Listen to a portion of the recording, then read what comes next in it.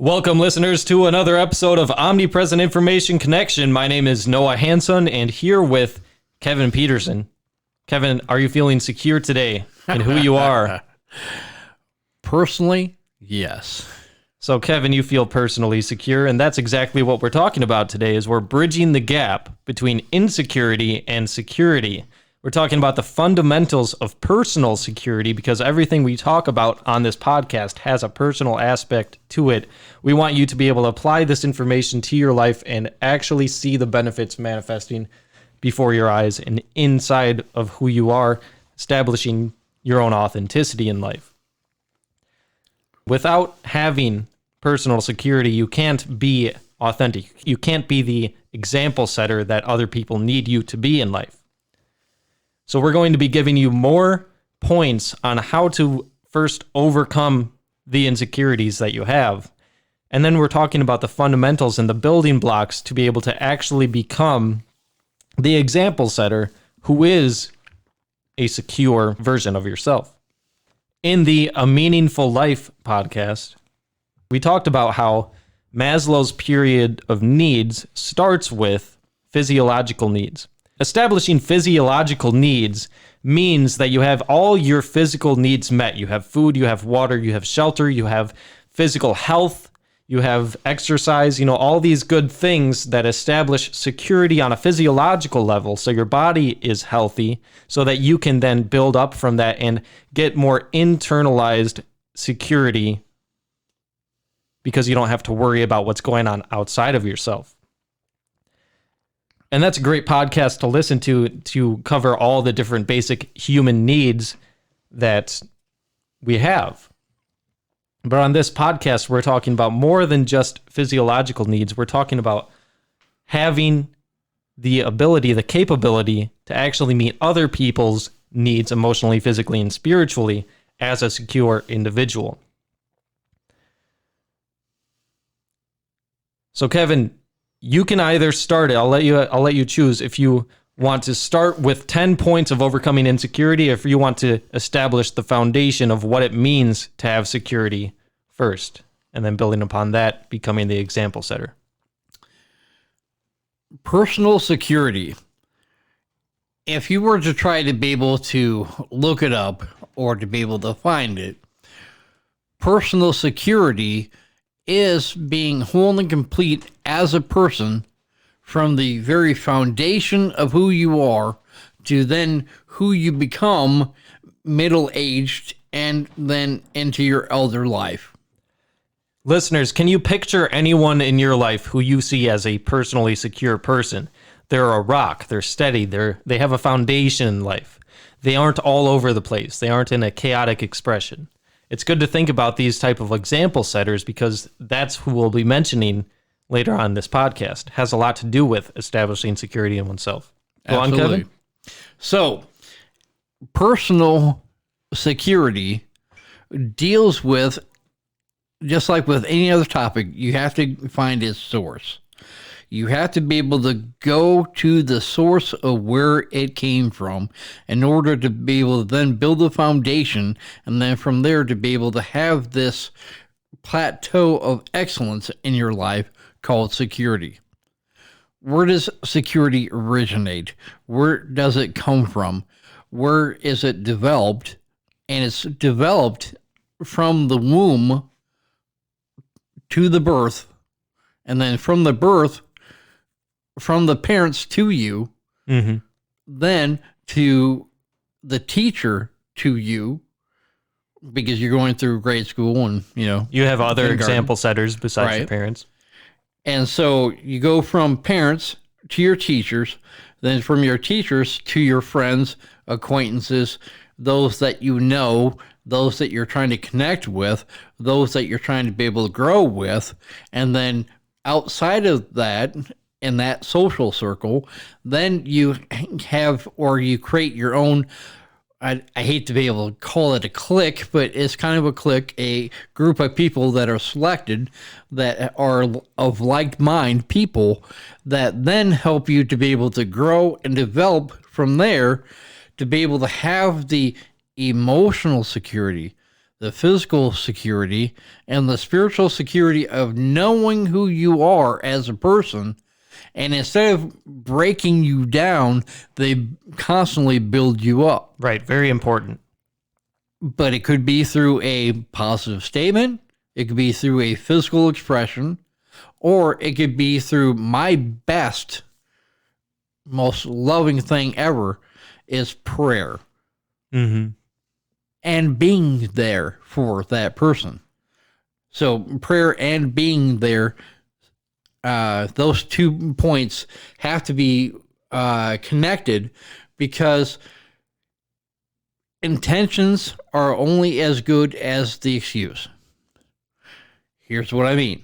Is that a lot of people have got a lot of great intentions of wanting to be able to be there, to be able to help these people, and to be able to, be the example setter. Right. It's a desire we all feel.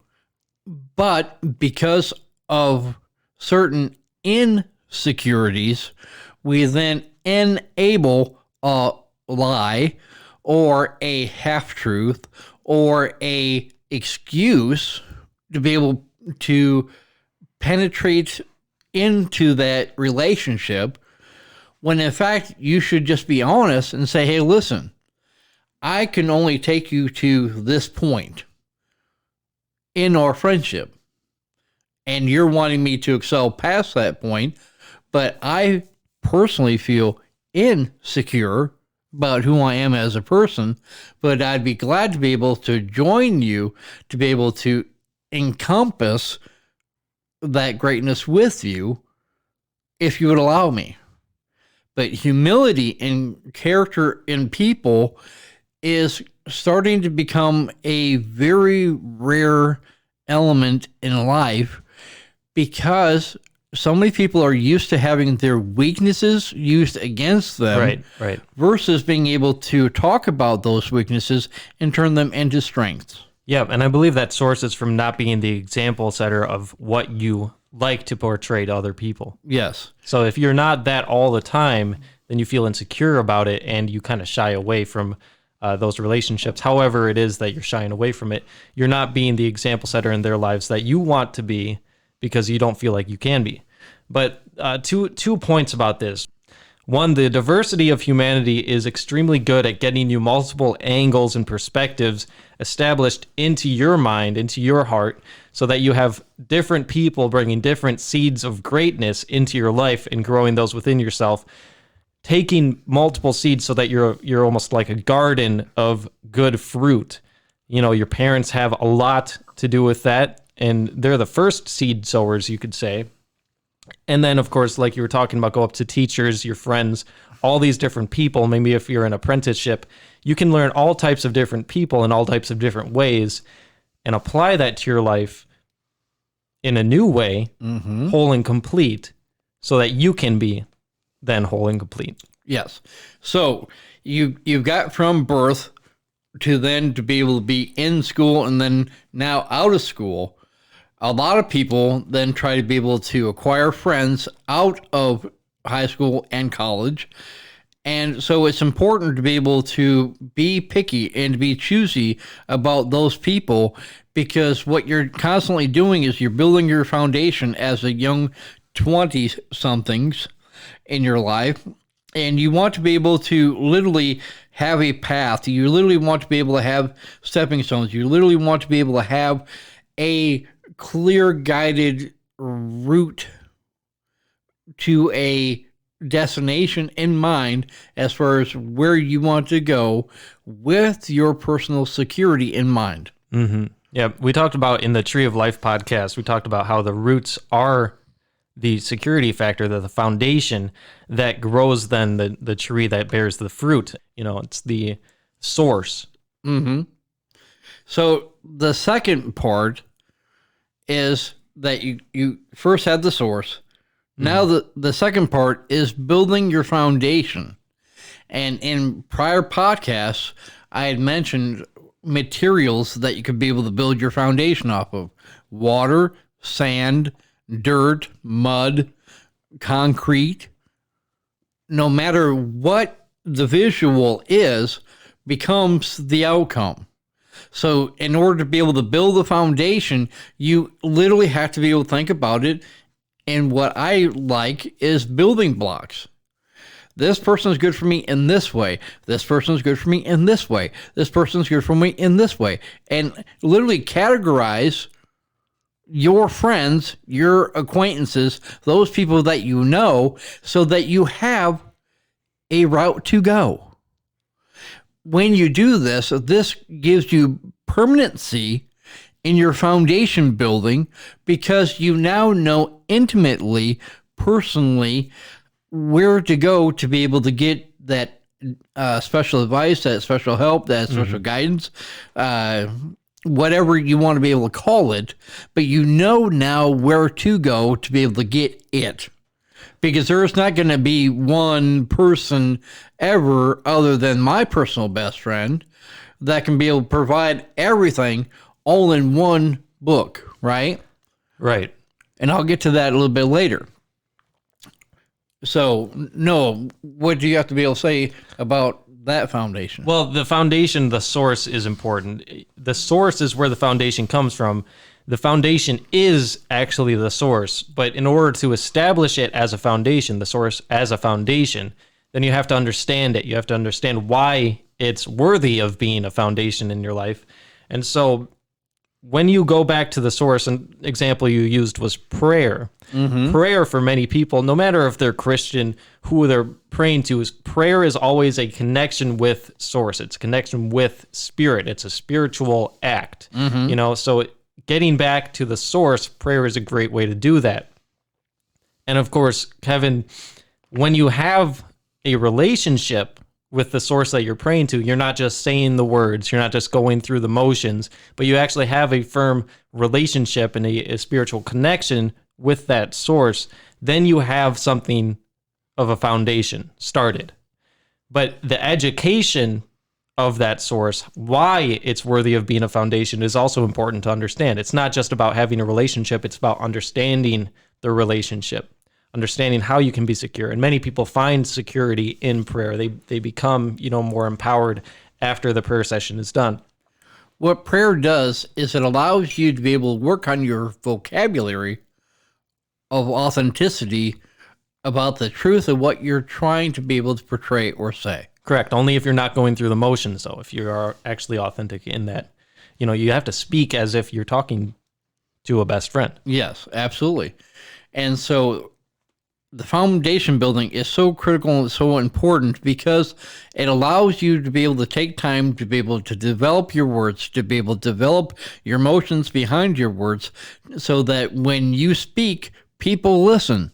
Versus you just speaking and people just acknowledging like, hey, you know, nice thing what you're saying or whatever. And they dismiss themselves because they're not getting the connection that you are.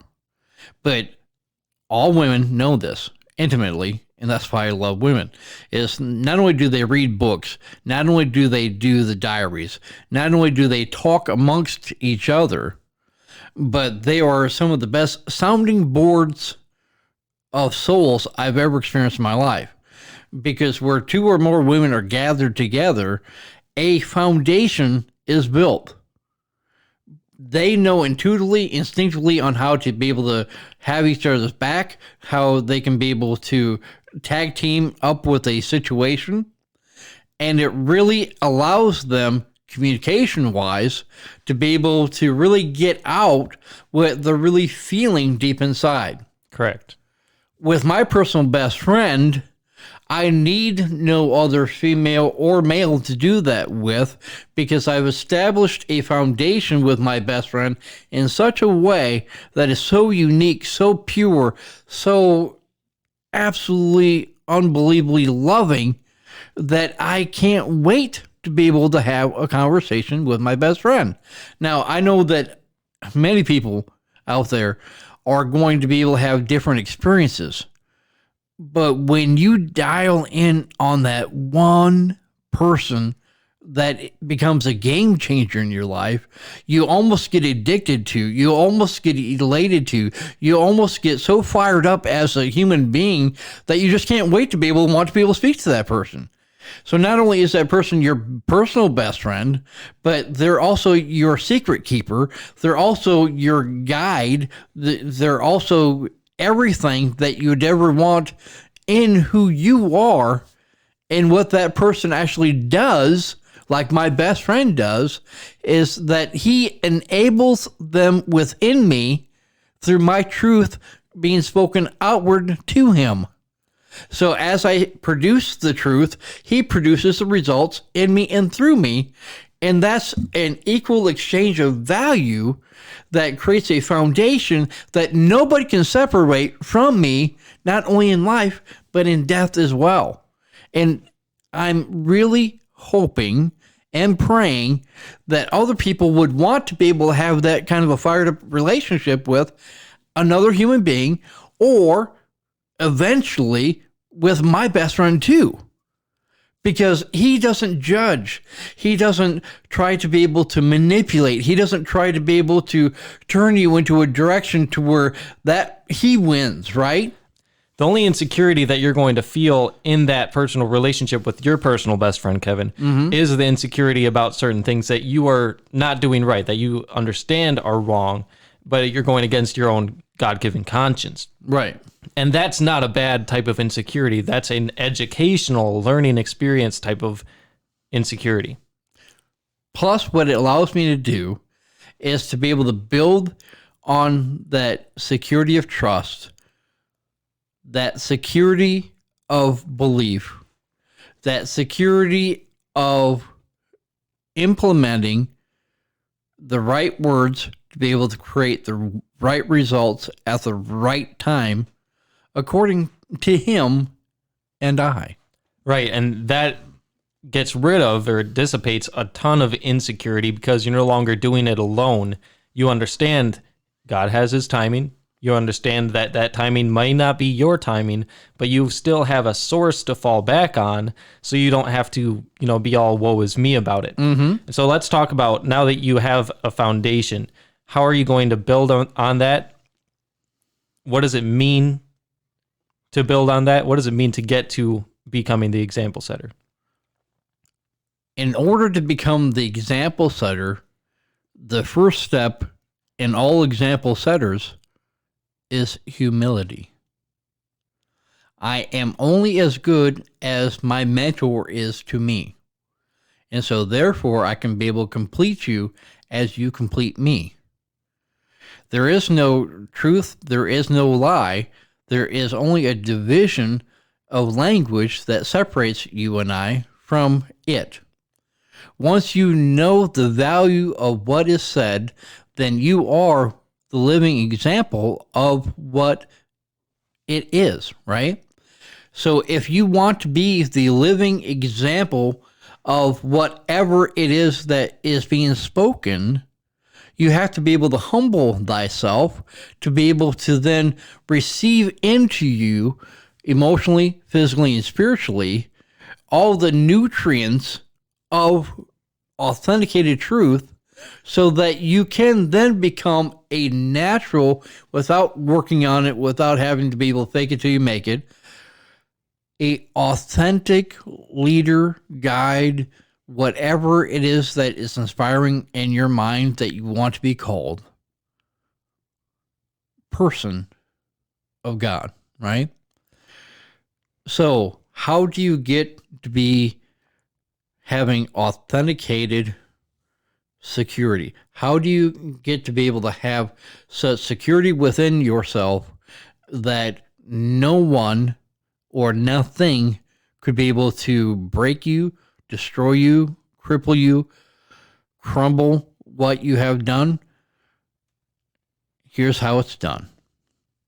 Very simply. First is that you have to affirm your value of who you are as a human being. If your personal self-talk is unholy, ungodly, and unjust, so will every word that comes out of your mouth. It's just that simple. It's not complicated at all. If you think you are, you are. My best friend has given me that great of empowerment of the I will because I am mentality that he has shown me that if I spew words out of my mouth, either positive or negative, both can manifest. But what one actually helps other people is the positive, obviously, right? Yeah. And I just want to say a few words on that. Go ahead. Kevin, because the foundation of value that you're talking about, the quality of being a person of value, if this is my personal opinion, but you may not all agree with this, but every human has a value and a purpose as long as they're still here on earth. If they didn't have value or purpose, God could just snuff them out, and we wouldn't hear anything about them. So if you're alive today, you have value, you have purpose. But why is that? I believe that this is one huge difference that God made in my perspective when I accepted that God was real and when I accepted that, I can have a personal relationship with him, is that God says that he created humans in his image. Every single person has value because they are a creation of a good God. One that isn't creating things willy-nilly just for the fun of it, but actually creates things with purpose, as is taught in the Bible. So if you don't have that foundation of value that's laid out in the Bible, then you kind of have to make up your own in some ways. And that's a huge difference as far as seeing how I have value that was made in my life. So go on, Kevin, about, becoming the example setter. Okay. Second is prioritize your needs. It's very important that I have on paper every day. I have in electronic form every day. Same thing that I have on paper in case I forget to be able to bring one or the other, right? I like being able to cover both bases, but prioritize your needs. Do you truly need to be able to listen to negative, derogatory people? Do you need to be around negative situations? Do you need to be in this environment that doesn't fulfill you emotionally, physically, spiritually? If not, eject. Love yourself enough to be able to eject. But if you can't, then how do you change the environment within the environment? What you focus on grows, positively or negatively. So the first thing is to be able to see things for how they really are. This person might be hurting. This person might be having an experience that they're not yet ready to be able to talk about, but that's what's causing them to feel this way or to be able to speak this way or act out this way, right? So eventually you'll get to where you're going to be almost psychoanalyzing everyone that's in the room. When doing this, you then literally bridge a gap between not knowing and knowing in a very harmonious blending of communication. And instead of being able to say, oh, well, this person or that person is this and that, you end up speaking differently. You end up talking differently. You end up with your mannerisms being different when you approach them. And that is a gift, ladies and gentlemen. When you actually get yourself out of the way, being humble, and to be able to rationalize that there might be something else that is going on with them that you're not yet knowing about, I can be able to say a lot of quick prayers for that person prior to being able to introduce myself to them or to be able to talk to them. And they have no idea, but that's a gift that I give them. Because in spite of who they are as a person, I've already forgiven them. So moving on from there. Oh, can I say one point about that? Yeah, go ahead. This is really interesting, listeners. If you have ever heard of the intuitive feelings that we get when we meet someone, this is what happens. We revert to either a positive disposition or a negative disposition almost immediately within the first 10 or so seconds of meeting a person. You either have a negative or a positive predisposition to them. So what Kevin's talking about there is a very secure thing to do in reverting to prayer instead of the disposition that you may have already reverted to. You're now establishing a source in your life of a new way to see these people. Correct. And it automatically makes it a positive predisposition because you want what's best for them immediately. Yeah, in spite of how you feel. Right, and you're not going to revert to insecurity when they approach you because now you have the almost, I want to say, the upper hand in perspective on that other person. Because that's where number 3 comes in, is embrace the awkwardness of anything in life. We are not polished stones. We are a work in progress. And because of that, we are going to have different elements of awkwardness that prohibits us from being able to be our best selves every day.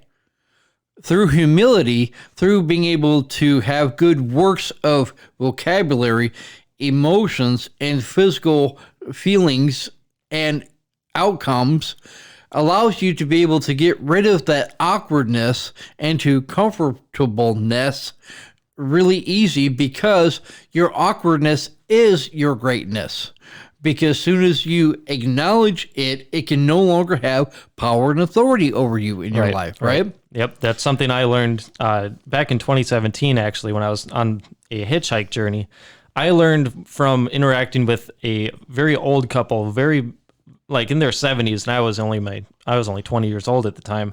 So it was a very awkward kind of situation. You know, it wasn't one I was used to.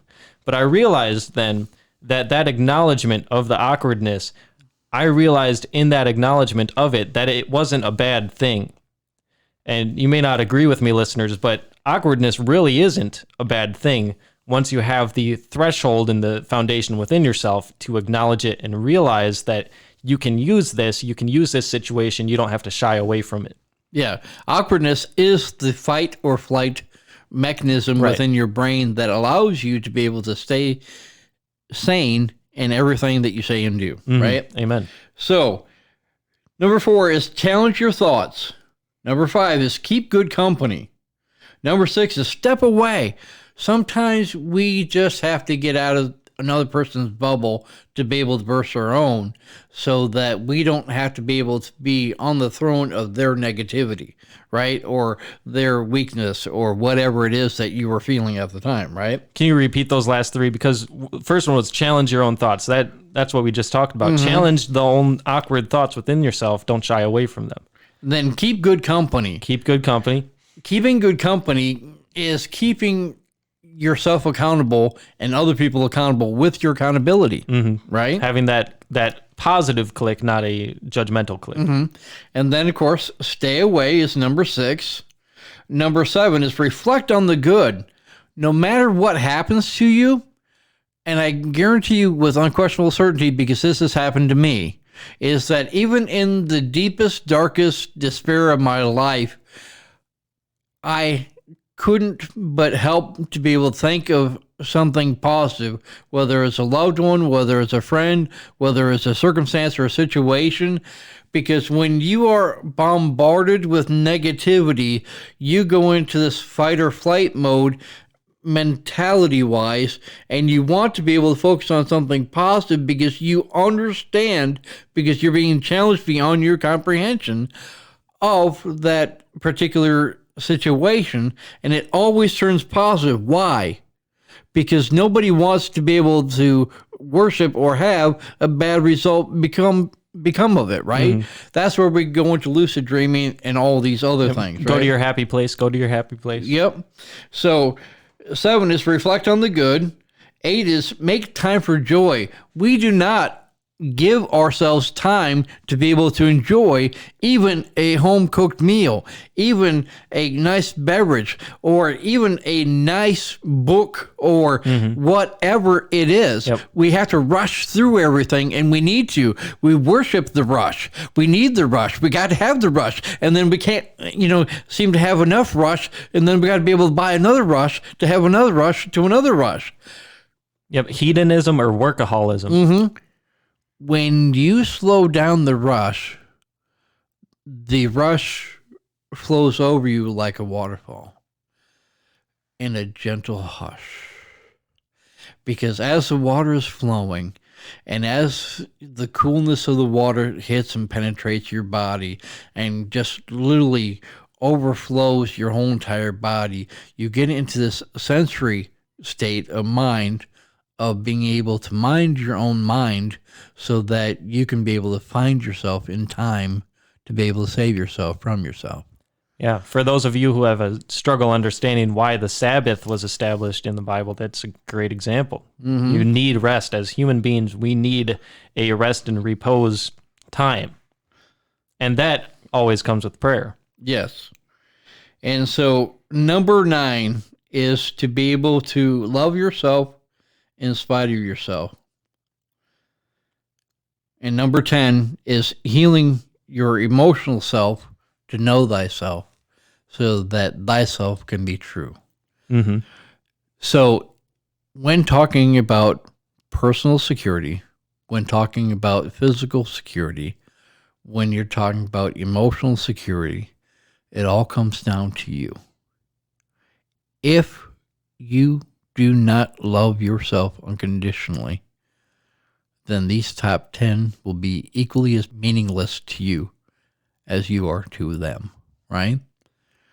So it is my prayer wish, it is my best friend's best intention to be able to let you know that you matter. What you say matters, what you do matters, and how it's done matters.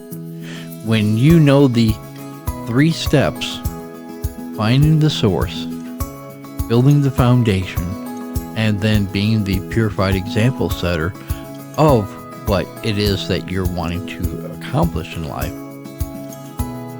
By accomplishing all 3, you become one great individual. And I'm so blessed, honored, and thankful to not only know you, to be around you, but to be able to sing your praises as well.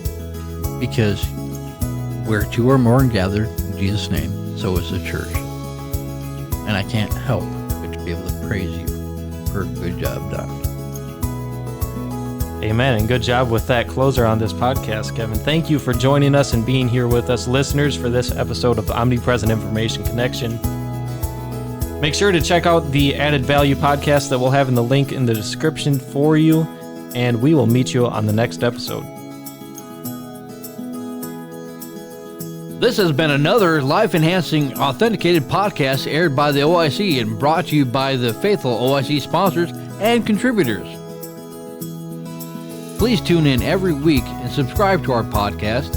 And while you're there, explore our website with all the posts, videos, and podcasts that we have created with you in mind. While you're on the journey through our website, you will see our Patreon page where you can become a faithful contributor yourself with the freedom to be a part of our team today. Thank you.